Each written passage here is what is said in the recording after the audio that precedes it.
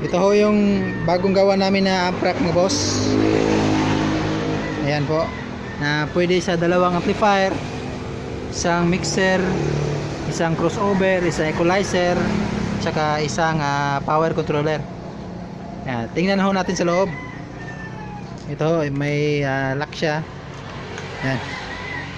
Dito ho nakalagay yung ating mixer. Ayan. Si live 8 channel mixer.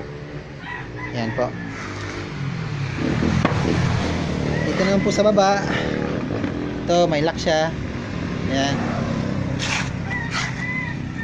Ito rin sa kabila, may lock din. Buksan natin mga boss. Ayan. Ito yung sa loob ng ating amp rack. Ayan po, may nakalagay na, may naka-install na mga amplifier, tsaka yung kanyang mga processor. Yan o yung laman yan, boss. Shout out to Henry B. Lacorte. Siya ho yung nag-order nito. Salamat do, from Bohol, from Loon, Bohol. Salamat do. Ready na yung amp rack mo, tsaka yung mga soundbox. Dito naman sa likod mga boss, ito yung sa likod nya ng ating amp rack. Meron ding lock. Yan, buksan natin yung sa likod na part. Yan, sa kabila rin may lock din. Yan, ito yung sa likod nya mga boss. Yan, ito yung sa likod nya mga boss. May naka-wiring na rin. Yan, ito yung main source niya na kable. Yan, may naka-wiring na lahat. Ready for testing na ho. I-sound check natin ito mamaya. Bago yun, tingnan muna natin yung kung paano namin in-install yung mga gamit mga boss.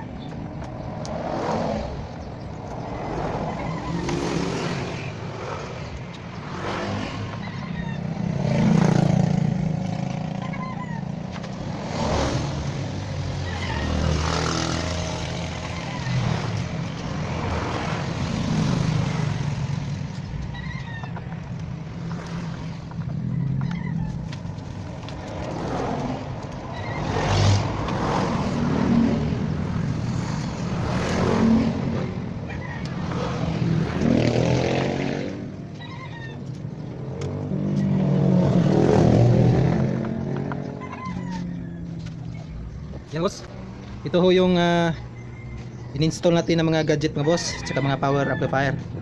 Yung nasa taas mga boss ay si DBX na sequence controller display, o kanyang sequence controller o power controller.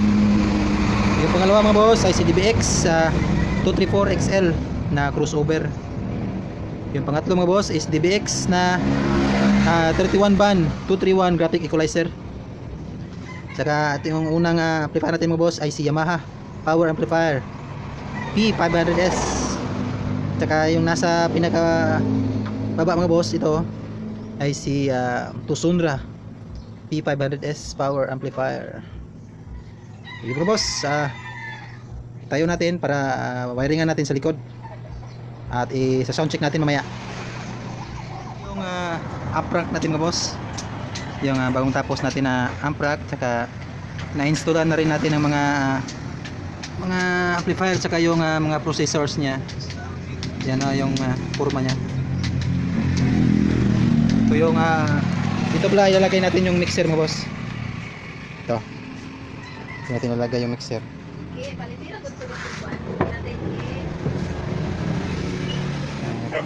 Kukunin muna natin yung mixer boss. Kunin mo natin nasa loob. Ito na ho yung mixer niya mga boss, live na 8 channel. Dito natin ilalagay. Buksan natin. Yan. Ito yung mixer niya. Yun. Yan. Kasyang kasya. Yan ho yung mga boss, yung kanyang final position ng kanang mga gadget, saka mga amplifier, saka mixer. Wiring na lang ho yung kulang. Wiring natin. Ito na ho yung mga XLR cord niya mga boss. Yung kanyang mga cord, ayan. Kakabit natin. Unahin natin yung sa output ng ating mixer mga boss dito. Two-way setup tayo mga boss, kasi two-way yung setup ng ating sound system. Ito yung kanyang power cord. Natin yung power cord niya sa mixer. Ito may butas siya, dito natin padadaanin. Yan, power cord ng mixer. Yung una mga boss, ito yung kanyang main output. Ito, left and right. Yan. Yung sa kabila, ito palusutin natin dito sa butas.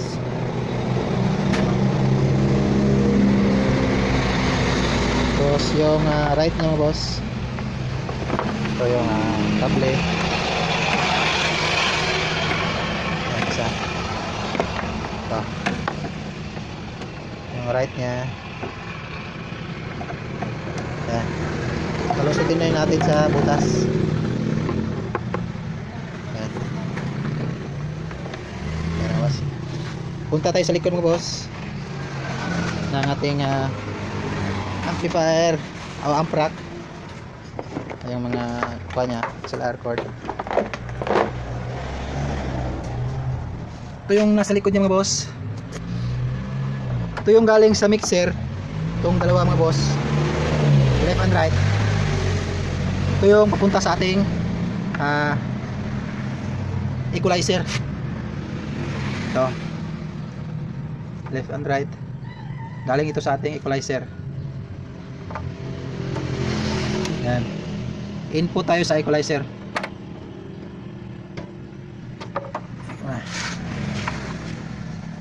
Yan, input tayo sa equalizer. Yan, yung channel 2. Yan, yung output naman ng ating equalizer, mga boss, is papuntang, ito yung output nya, channel 1. Yung channel 1 nya, mga boss, is gagamitin natin sa sub.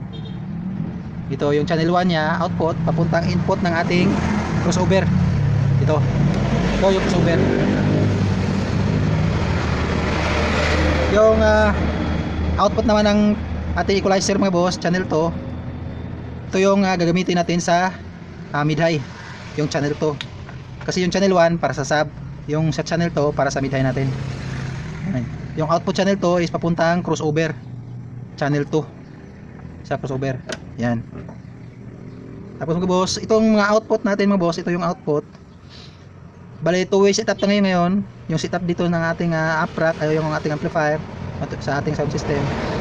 Ito yung likod ng ating crossover. I-engage natin itong nasa kaliwa. Ito. Yan, engage natin yan para sa two-way setup. Ayan. Ito yung output ng ating crossover, mga boss. Unahin natin dito sa channel 1. Kasi yung channel 1, ito yung gagamitin natin sa sub. Dito tayo sa low. Kasi yung channel 1 yung gagamitin natin sa low. Ito, low. Ayan. Yung low is papuntang low na amplifier. Ito nasa baba, itong si P5. Kasi ito yung low natin. Yung channel 1 lang yung lalagyan natin. Kasi naka parallel setup tayo, boss. Yan. Naka parallel setup yung ating amplifier.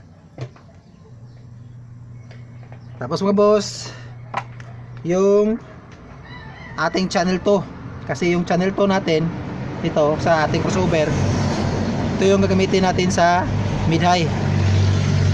Siyempre, naka two-way setup tayo. Yung high lang yung gagamitin natin. Yan. Ito yung output ng ating crossover sa high. Yan. Yung high output ng ating crossover is papuntang amplifier ng mid-high. Ito si Yamaha 500S. Iset natin sa parallel, mga boss, yung amplifier. Parallel. Yan, naka-parallel na siya. Lagay natin sa channel A ng ating amplifier. Yan. Yan, okay, mga boss. Yan na yung connection natin. Speaker wire na lang yung kulang. Okay, boss. At saka yung mga power cord pala, lagyan natin ng mga power cord. Ito yung power cord nya, ating crossover. Yan, ito. Saka yung power cord ng